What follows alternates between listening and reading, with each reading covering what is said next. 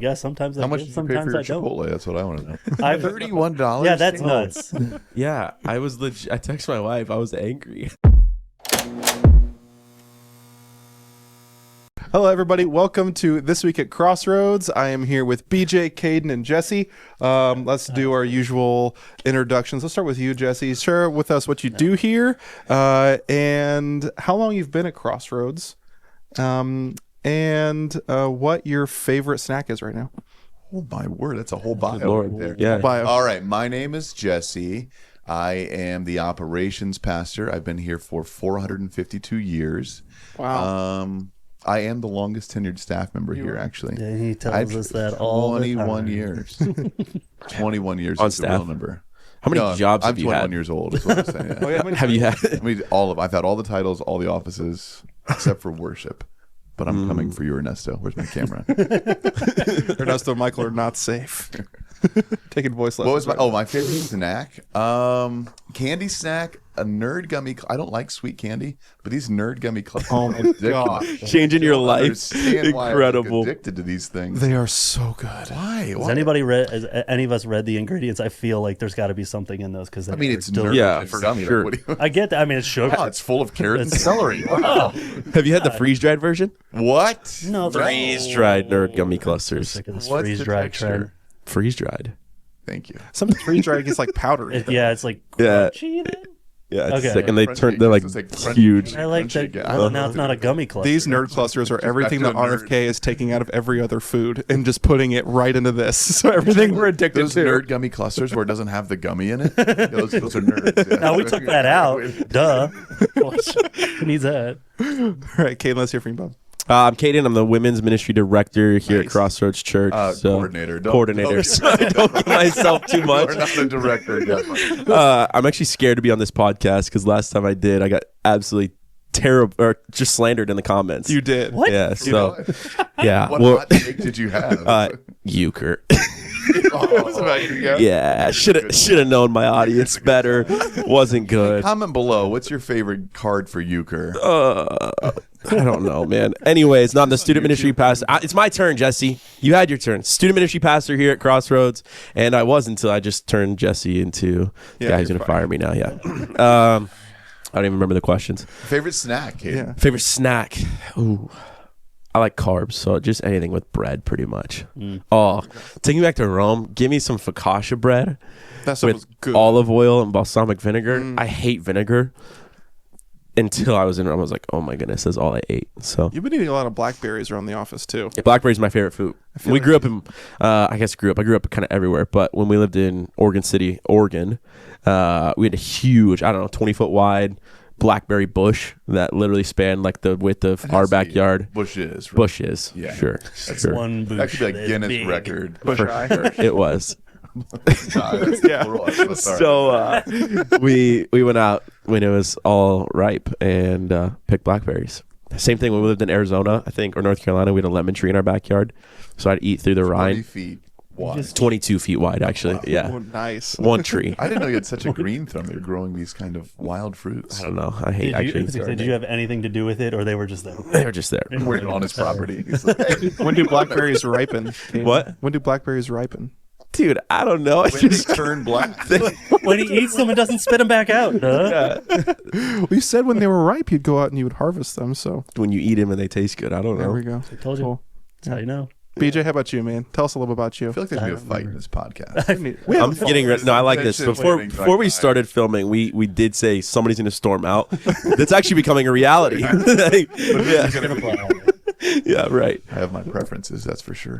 Oh, Oh, uh-oh. Goodness Now we're all insecure. I'm BJ Price. I have not been here as long as Jesse.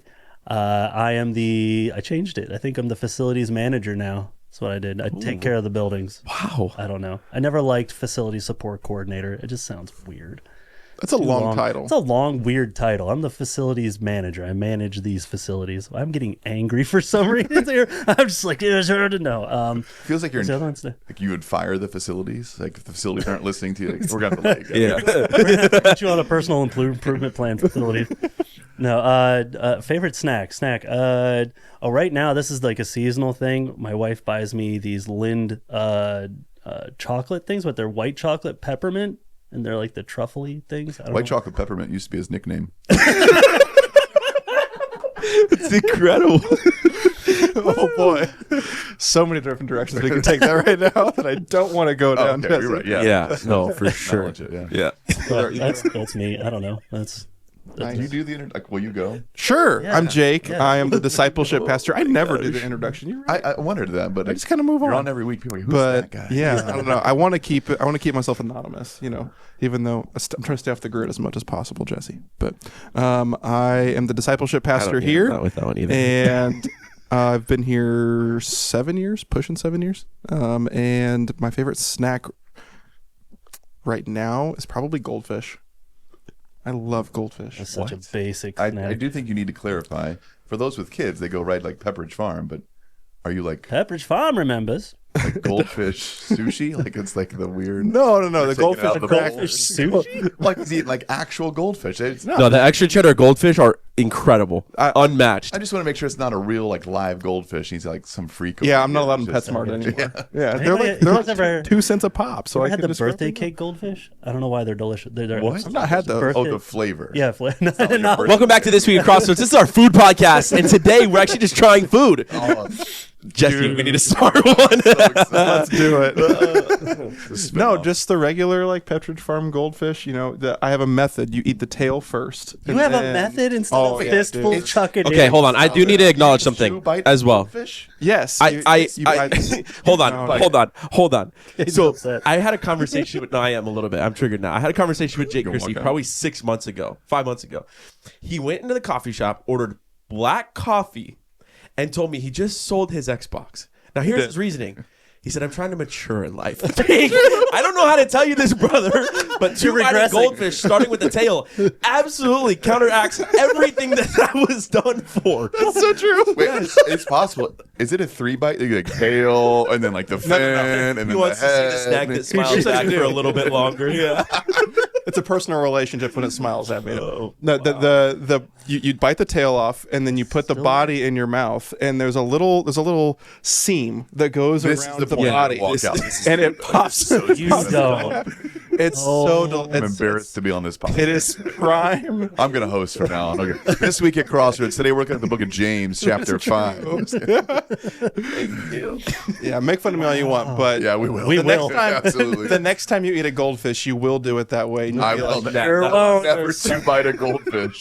Even if it's a real live goldfish, that's a one-biter. Like it's not biting the tail. I'm That's a like little you probably perplexed two as bite to fruit why. snacks too. Oh, No, I don't eat fruit snacks. I don't. He's It's too mature. I'm an adult. I don't eat fruit snacks.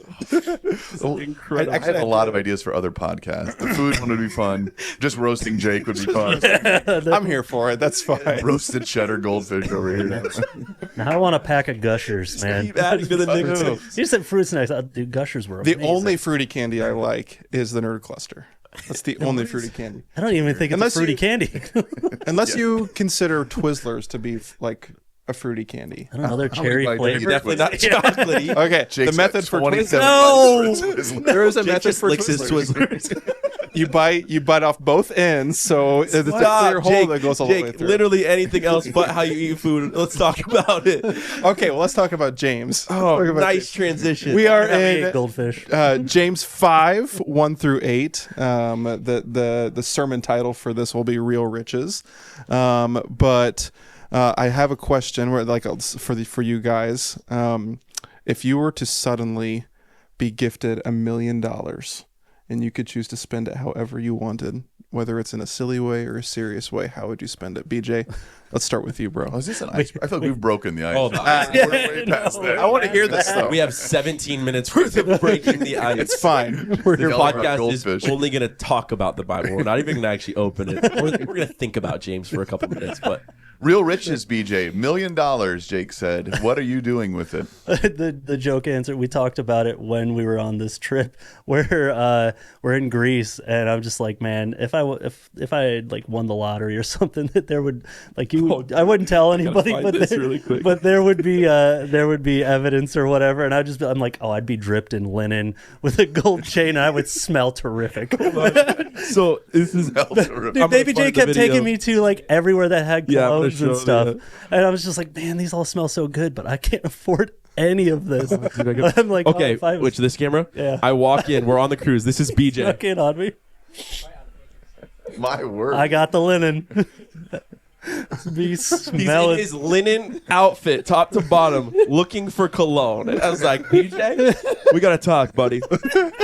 Became a Saudi. Europe changed, BJ. Dude, I tell you what, that linen, like, I beat a couple Spaniards at table tennis.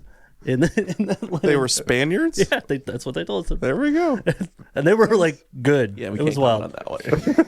It was wild. It has. Very cool. Table tennis or ping pong? What you call it, table tennis? Oh, I guess I generally call it ping pong. Yeah, Oh, sorry. okay. But for the sophisticated podcast, Yeah. table tennis. Table Two-body tennis. goldfish. And Two two-body vital goldfish. goldfish. It's processed. Jesse, $1 million. Thank you. Yeah. There's like this selfish answer, and I feel like there's an answer I need to give. I always think like the YouTube videos where the guy goes around and just like buys a ton of food and gives it to the ton of Yeah. Those the are homeless sick. people. Like it's a fun video. Like You would be Mr. Beast.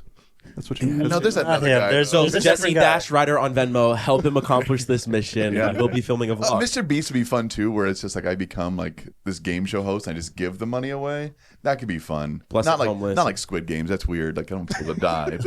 But Mr. Beast would be like, hey, who can run around the building the fastest? $20. I don't know. We could actually do something like that on Yeah. Venmo. That'd be kind of fun. Yeah. Just giving out Who's random the amounts. most Of athletic staff ever? Let's find out. That would be your first step. Too many icebreaker questions. Oh, sorry, we're getting Cadence. No. That was the first series. Sorry. Anyways, That what was am the I- first what am serious I- question. $1 million. What are you doing with it? Oh, dude, I don't know. Good answer. Yeah, That's a great answer. a lot of property, a lot of land. That's just what I like. Let's go run around the fields of Mansfield, Ohio. Is it wooded land? Is it Wooded, real sure. estate? I want to be able to have a dirt Concrete bike track, jungle. but I've never ridden a dirt bike, so that's where I'm kind of like So you're gonna need like 990,000 land, couple more dollars, dirt bike. dirt bike. Yeah, that pretty makes much. Yeah. We could get one. We could do it together. We could race. Oh, dude. Oh. What if we each got $1 million? Can we team up a little bit? Ooh, $2 million interesting. would change my answer. I'm not just going to give it away anymore. Yeah, that's true. Why did you get $2 million if we all get $1 We're million? teaming Yeah, up. Kate first and of I are all- a team. We've already as a worked this team. together. I don't know why you question me like that. I'm not stealing from Caden. I would never. We've teamed up. I took a Gatorade once. Jake, why do you keep pressuring me about this? What color was the Gatorade? I didn't even like it. It was this apple cider Gatorade. It was stupid. Apple cider It's not apple Gatorade? cider. What it was hell? green apple. Jesse, Oh, sorry. Do you know what apple cider is made from, Caden? Green apples. It's the same thing.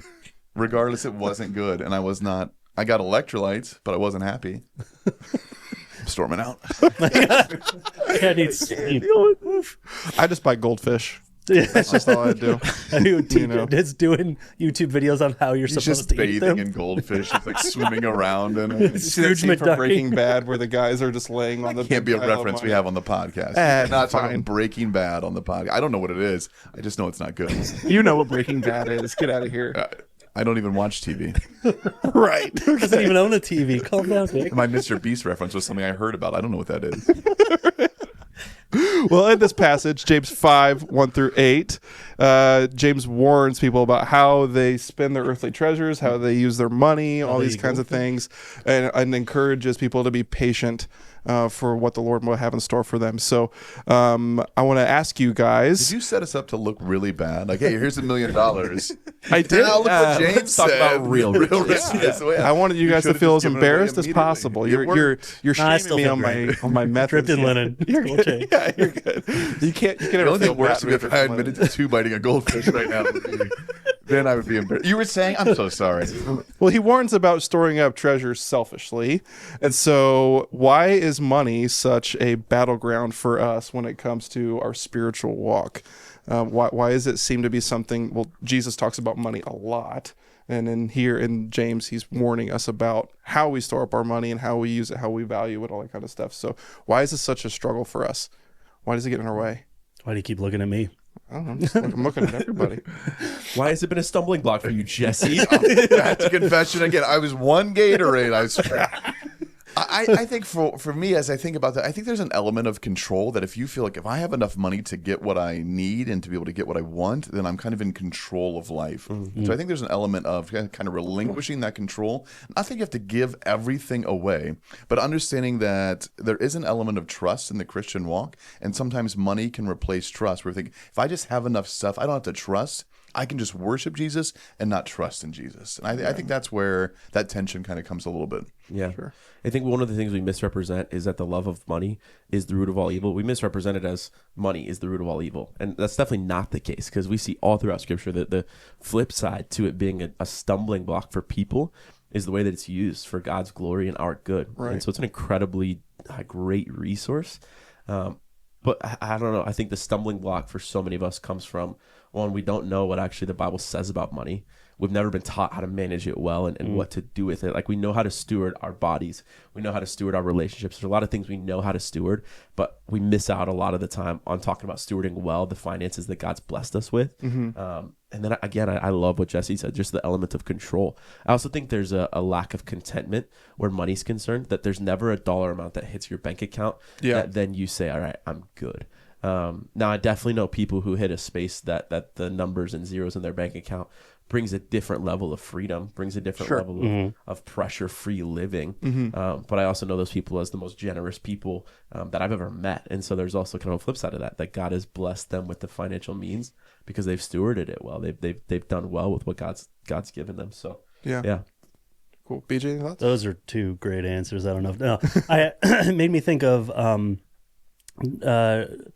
when you do like really have to step out and trust that God is going to provide financially at times when it's really, when you're the most scared, when you don't know what's coming and you do trust and things work out. It's like, it's the most freeing like feeling you can have. When I took a step back to come and work here, it was, I walked away from like an extra like $30,000 a year, and it was terrifying, but every single month my bills were paid. Every single month we were blessed in more and more ways, and just with time, other things that were able to happen.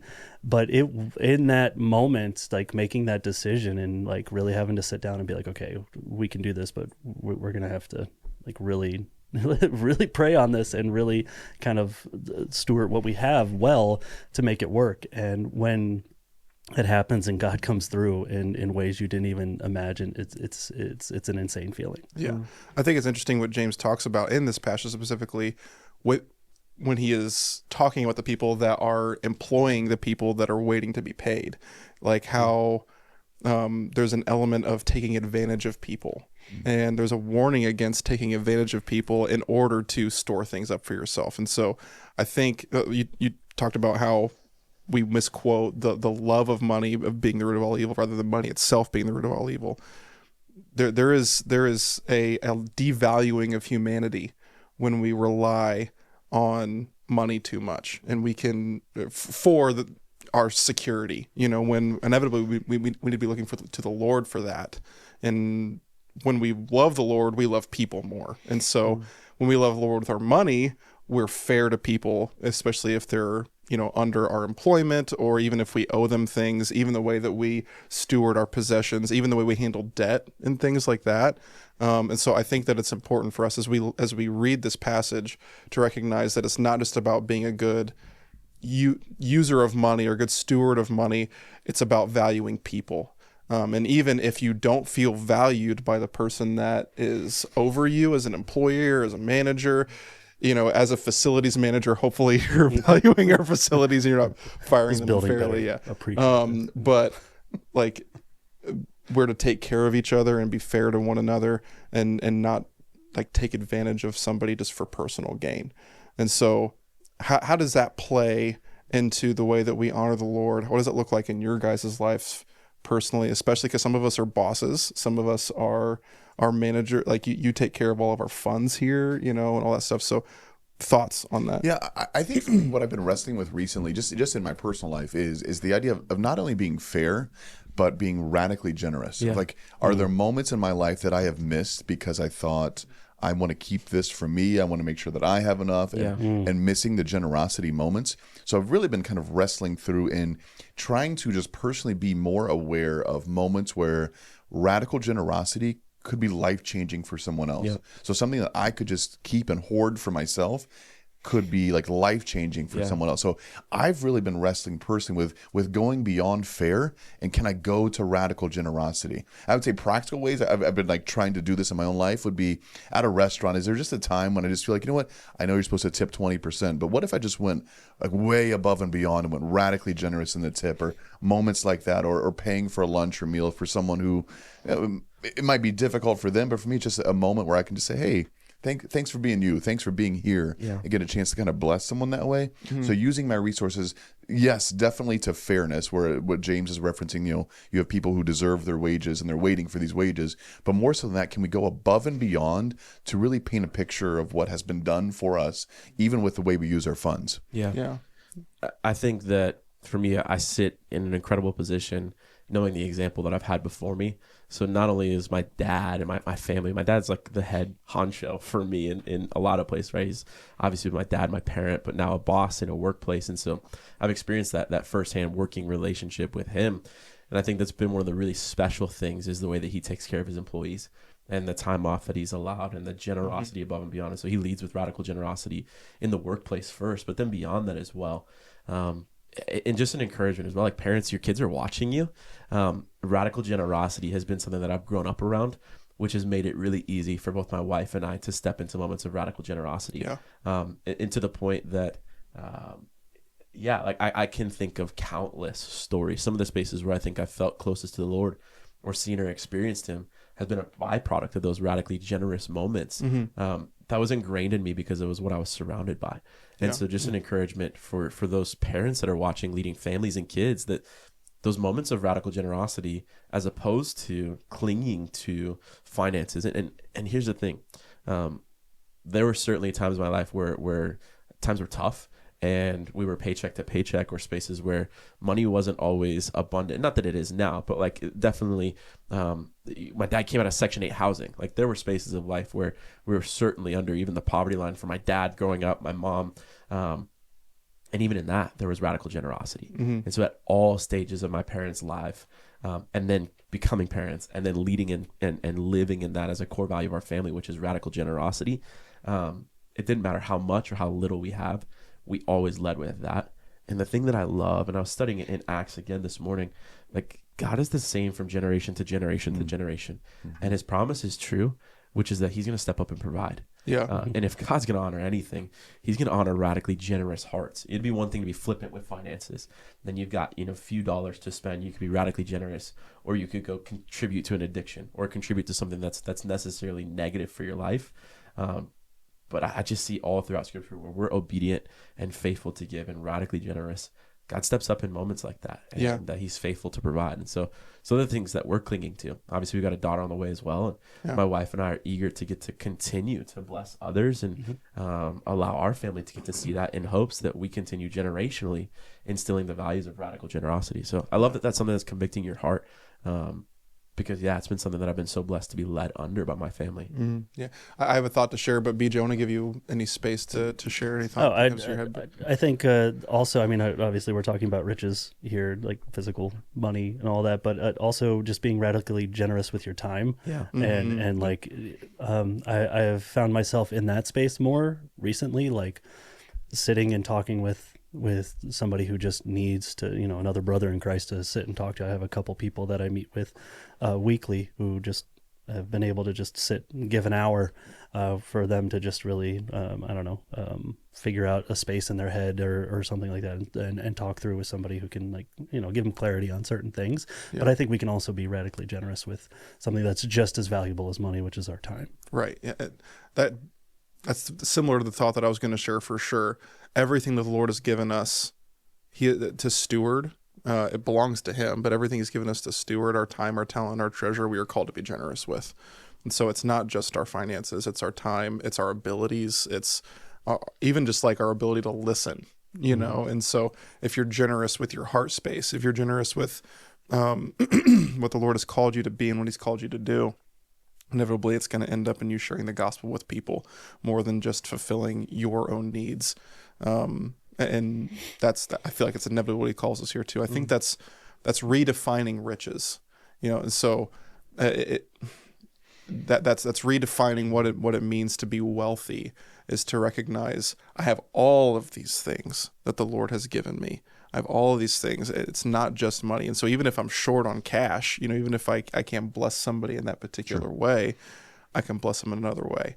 I can bless them with whatever the Lord has given me to do. What are some ways that you guys have seen in your life personally where you felt like you've been generous? Maybe it's not just with money, but ways that you've either been blessed by someone else's generosity, or a way that you feel like you've been called to be generous with something the Lord has given you to do. We're all in ministry, but what are some ways maybe you see like maybe the Lord's challenging you to be generous in your life right now, or you have been in the past?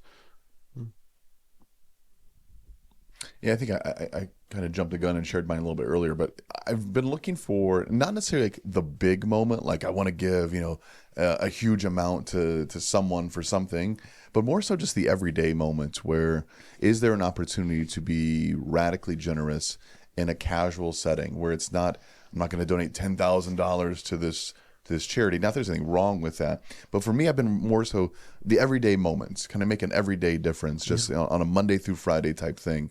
That's what I've been kind of wrestling with, of being aware of those, because they've always been there.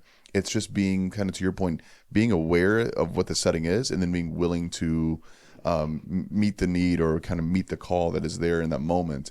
And so I've been looking for those everyday type of things. So the one that I mentioned was, at a restaurant and someone is waiting our table, do we just go above and beyond what a normal tip would be? Settings like that where they're not expecting it, they're not asking for it, but it's just a chance to kind of just be radically generous and just demonstrate. To me, as I think about it, what I keep coming back to is that's what's been done for me. Not specifically with like an extra tip, but like I've been given this like radical generosity through grace and mercy that has been a part of my life. And man, I want other people to experience that too. And so if money is the way to get people to realize that, then absolutely I need to learn how to be radically generous with my money, with my time, with my abilities. That if I've seen that through my own life and I can connect that to, okay, this is what's been done for my life, then I want to be able to do that for someone else as well. Yeah, I love that. That sparks a thought. We talk about this a lot. Like, we love because He first loved us. And you can fill in the blank with any attribute. We give because He first gave for us. Yeah. And I think about, just the reference, like Christ paid way too high of a price on the cross for us to hold too tightly to the dollars He's given us.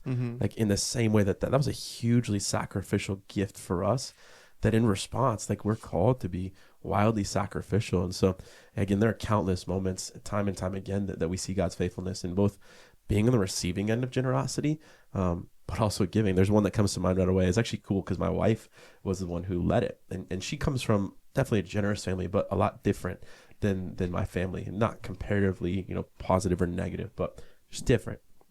We had just gotten married. We were selling my old bed frame, and we got a new mattress, new bed frame, whatever. And I forget, I don't know, a couple $100 we were selling this bed frame for. There's a family that had come to pick it up, and so they had made like a half-hour trip to our house or whatever. And it's pretty evident pretty quickly that they were maybe scraping by, or there was a telltale sign, the cars that they were driving, even the clothes that they were dressed in. And so we just got to talk to them and hear their story a little bit. And the gal gave me the money for the bed frame, and I went back to her son and I gave her son the money. Tried to give it back to her, she wouldn't receive it, and then I gave it back to her son. They were going to leave. She said, I just want to make sure you got all the money, you counted, everything's good. I said, yeah, we gave it back to your son, no worries about it. And almost like tried to slip it in conversation so she didn't even hear it. She had a moment of pause and then just broke down, started sobbing, like sobbing. And uncontrollable. You have no idea what this was the last of what we had. My son hasn't had a bed frame. This is our hope, to be able to provide a life for him that we didn't have. What this gift meant. So she went on, and it's actually really interesting too. My sister was playing in a soccer game. We had kind of run in between church and her game to go and do this, and we ended up missing like the first half of her soccer game, just talking. She sang for us. It was kind of like a wild experience. But all of a sudden, our driveway turned into a worship set. And she's literally leading worship for us. And so then we come to find out her story with the Lord. And the faithfulness that God has just shown them in their lives. And so you get to see a glimpse of that. But my wife was the one that said, Caden, in my spirit, I feel convicted that we need to do this. And yeah, that's another part of, I think, generosity as a whole, is being surrounded with people who share the same values. Yeah. Because very easily in that situation, I could have been the one to say, no, hon, we need this money. This is my bed, whatever, right? And Sure. But it was a mutual support. And anytime I feel like a generous spirit, or I need a prompting to do something, she's right there in that same way of supporting, which is whatever you feel led to do, let's go. Yeah. So I think that's equally as important, that Scripture talks about being equally yoked in a marriage. When you think about generosity, that's one of the things to consider. Is Jesse could be wildly generous and have this conviction in his heart, but if Savannah's pushing back and saying no way, that's going to create some tension, right? And so things that you've got to work through and think about, honest conversations. But yeah, it's one of many. Yeah, I think your story like sets a great example of what generosity and sacrificing can do in just terms of tearing down walls. Yes. Right? You could have taken that money, they could have taken that bed, and then that's the end of that story. Yep. But now the next part of that story is you're worshiping together, you get a chance to hear from them and pray with them, and like, just keep building. That doesn't happen without that moment of generosity where they like, oh, this person like really cares about me. I just think it is a level of care that I think oftentimes it's foreign for people. Like they don't know what to do with it. But when they experience it, like, oh, this person genuinely cares about me. They care enough to sacrifice and they care enough to be generous towards me. That's different. Like that's a different feeling. And so I think it breaks down some of those walls. I think about it too. I forgot this part of the story, but we ended up in our kitchen. So there was like 5 or 6 people who showed up for this bed, and one of their uncles showed up with him, and he was very, very, very skinny. Like evident that he had an eating disorder or a medical condition or just hadn't been fed. Walked into our house with us. It was like, do you guys have food that I can have? We probably gave him 30 pieces of pizza. We had just had a party like the night or two before. We just had 30 pieces. Well, we gave him a box of goldfish and said, bite him twice, and it'll be way longer. Yeah, you'll savor twice as much. Now he's fat and happy. No, but I remember this. Like he walked out with 2 full bags of pizza. And so even that, like it was, you were robbed, actually. Yeah. Hearing the story now, you were robbed. Oh my gosh, my poor wife. That couch, that goes too, right? It's cool. Sorry for ruining your generosity story. God uses the little, and even allows another level for generosity. Like you talk about it, it could have been the exchange that was done, then the bed was given, and then it was one more. And now we're literally looking around our house like, take this and take this and take that. It was almost some humor to that story, but yeah, very true. Very true. That makes me think about. This goes a little bit off topic, but we're talking about being generous. Makes me think about that challenge, that almost like spirit tug that I feel like a lot of us feel when we are interacting with someone that's asking for money. We're walking downtown. Someone's homeless or someone's going through a hard time or whatever, and someone's begging or obviously needs something, and I think all of us experience that tension, that inner battle of like, do I help this person or is if I give them something, is it enabling them to continue a lifestyle where they're not using their life to the maximum that they can. And what I think is interesting, and I think this is just personally where I landed, and I'd love to hear where you guys are at. And I don't think there's a wrong answer necessarily, but I feel like if I am feeling that spirit prompting to be generous, it doesn't matter what that person does with whatever I'm giving them. It doesn't matter what they do with it. What matters is that I feel like I'm right with the Lord, like that I was obedient in that moment, that I can walk away from that situation, whether I gave or not, knowing that I can go to bed that night with a clean conscience. And sometimes that leads me to give, sometimes that leads me not to give, but I feel like I try to be as in tune and as prayerful with the spirit as I can in that time. How do you guys handle that tension of being generous versus enabling somebody with whatever you're giving them? Yeah, there's a lot of thoughts I have to that. I think for me, I would say the pattern I have used is that if I'm feeling this is a moment where I need to act, typically I wouldn't give money, but I would give food. Sure. or in my case, obviously working at the city center and being familiar with some of, can we resource you more than just money? What are the actual needs? monies are going to help you meet some of the needs, but what are the actual needs? Yeah. And so that was kind of the genesis of a lot of ministries at the city center. Of, Yep. hey, you can't afford to get a haircut, you can't afford to do your laundry because of these other things. Are there resources we can provide you with to help you, that so when you get money, it's not going to have to go to laundry or to haircuts or these different things. And so my thought is, no, at least in our context here, there are resources available where I don't know that handing them money is the best thing to do, but man, walking with them to get resources for whatever that need is, whether it's housing or just food or whatever it is. I think if you physically walk with them, hey, let's go take care of this together. And so now your generosity is not so much your money, but it's your time, right? It's your right. You're pausing for this person, and generosity looks different in that moment. I'm not saying you should never give money, but I do think in most cases there are resources available where if you could just connect them, help connect the dots, I think that could go a long way as well. Yeah. And contrary to that, I've seen and have relationships with people who have led people to the Lord over a pack of cigarettes and alcohol that they bought for them. Sure. Not alcohol, pack of cigarettes. Addiction is where my mind went. But I think one of the things that the Lord has challenged in my spirit over the last probably couple of years has been the reality that it's not our responsibility to convict people. That is what the Lord does in and through his word and in through prayer and in through community with other people. And so as that moment of salvation happens, now a journey of getting clean starts. Now a journey of being restored starts. If the expectation for us as followers of Jesus is, hey, I'll give you this, the caveat being you're not going to use it for X, Y, or Z.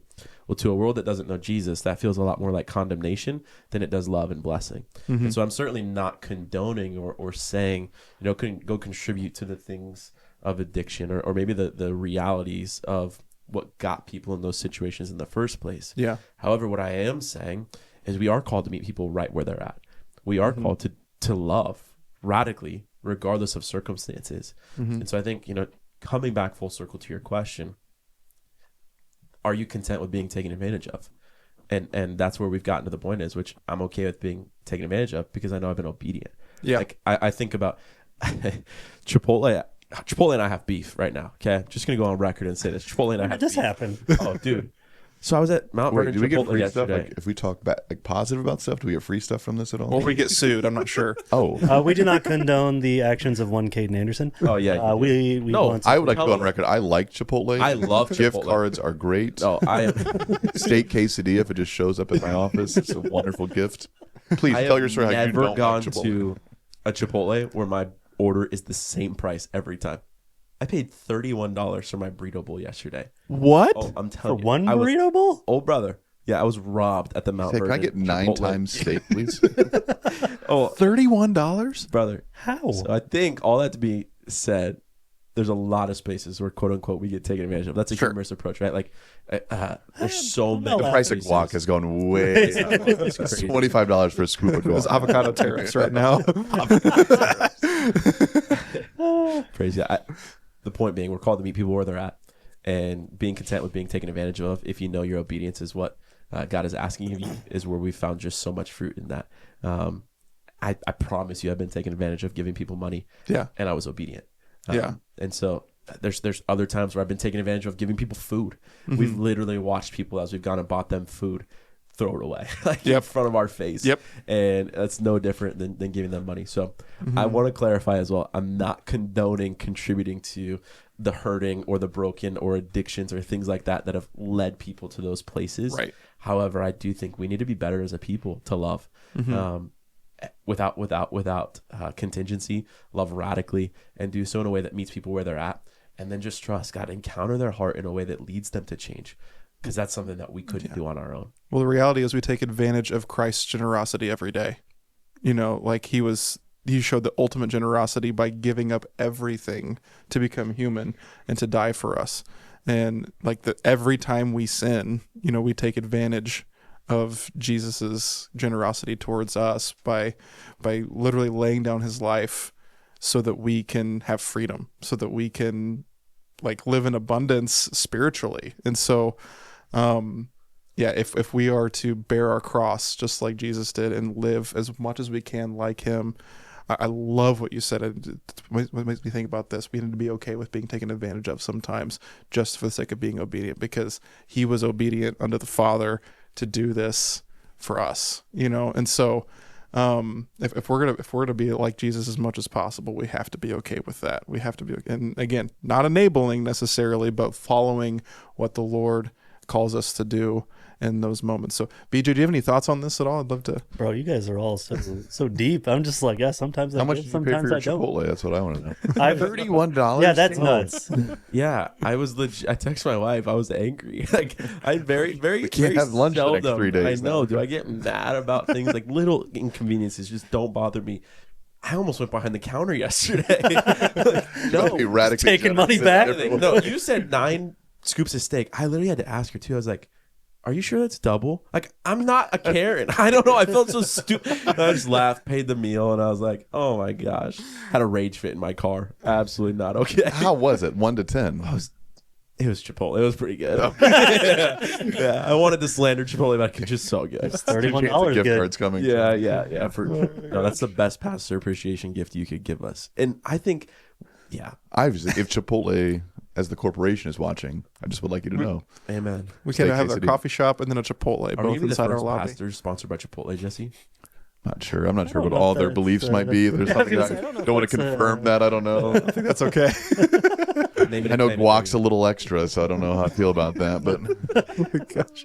So to kind of wrap this conversation up, I'd love to hear from you guys. We talked a little bit about our journeys of generosity, our journeys with redefining riches for our lives. And again, James, I don't know if we really covered this at all, but James calls us to be patient in the midst of trials and waiting to receive what's coming to us.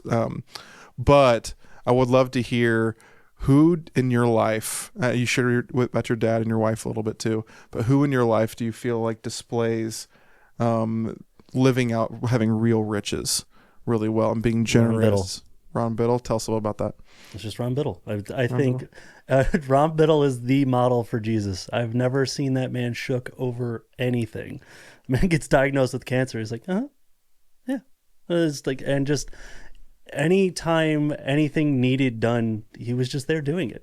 After his cancer diagnosis, he showed up to spread mulch because hey, we're here spreading mulch for Jesus. Let's go. It's like, it was just, I don't know. I just always think of that man when it's like, man, I need to be more like Ron Biddle because he follows Jesus. Yeah. There's not a spot in his life where I don't see Jesus being king. Yeah. And even on the I trip, like agree. we were just kind of pestering Lori, like, has Ron Biddle ever been shook or angry? Have you seen him? She's like, once, I think. I'm not sure. It's like, dang. in It's like, 1992, we have a picture of it on our wall. It's the only icon we have in our whole church is when Ron was mad. yeah. For me, I'm gonna go a group of people. I think whenever I go to the city center and I get to watch our volunteer team there just serve so selflessly. They're there like multiple times a week. I mean, just whatever needs to be done. I just see them step up like, yeah, I'll do that. Yeah, I'll be there. Yeah, I can do that. I can give that. And there's just this willingness to, whatever the need is, we want to meet that need. And I just feel like the culture of the city center volunteers is just so good, where it's just a group of people who care about people and care about people wanting to know who Jesus is. And I'm like, oh man, it's just, and so they're willing to do whatever that is needed to be done, whether it's serving, whether it's having difficult conversations, whether it's praying with someone, whatever that step is. I think they've been so generous to kind of allow Christ to work in their life. We talked about kind of being obedient to that call. I think there's a group of people that are doing that, and they just do it so well. So I want to give them a shout out as we're talking about, because I see them model that well as I'm down there with different activities and events, things. I just, man, like, what a good group of people. They just serve well. Yeah. Caden? Yeah, I don't think that there's anybody that models generosity better than my dad. Just countless time and time again examples of ways that he's been generous and talk about radical generosity. What has been done is probably less important than just the heart behind how it's been done. But there are some pretty extreme examples of generosity that I've seen modeled. And so, in a lot of ways, I look to him as this standard for what generosity is and things like that. So Yeah. He's an amazing man. Really thankful for all these people that you guys have talked about, and the stories from City Center and with your dad and with Ron is that I can think of. Even it's like, yeah, that makes total sense. That these are people that love the Lord with every inch of their life, and it's a huge blessing to get to do life and ministry with all of them. I think for me, the person that comes to my mind, and I've seen this person be generous financially, but I feel like mostly with their time and their talent is Parker Beard. If you guys don't know Parker, he is in the lobby every Sunday for every service, serving in every potential capacity that he can. But what most people don't know is the things that he's doing that you would not see. The amount of hospital visits that I've gone to that he was there already because he heard through the grapevine that someone was sick, and wants to be there to support this person. The amount of times I've seen him just pull someone aside in private and just pray for them. The amount of times even for me that he has like comforted me in times of stress or whatever in ministry and things. Like, he is someone that if you want someone to be generous with their spirit and with who they are and what the Lord has called them to be, he's an amazing example of that. So shout out to Parker as well. Guys, thank you so much for your time today. I really appreciate this conversation. Hopefully it was a blessing to all of you. Thank you so much for joining us, and we'll see you next time on This Week at Crossroads. Now that we're off air, you don't really 2-bite goldfish, do you? I do, actually. Oh, that's so weird. That's horrible, brother. I don't know about horrible, but it is weird.